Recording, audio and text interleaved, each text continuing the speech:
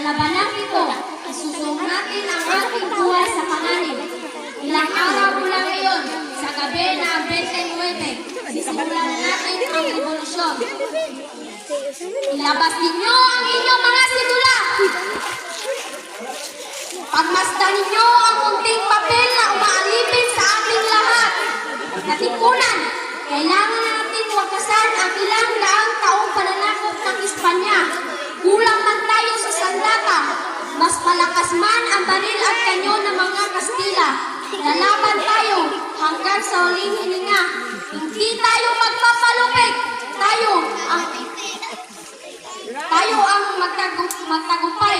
Tayo ang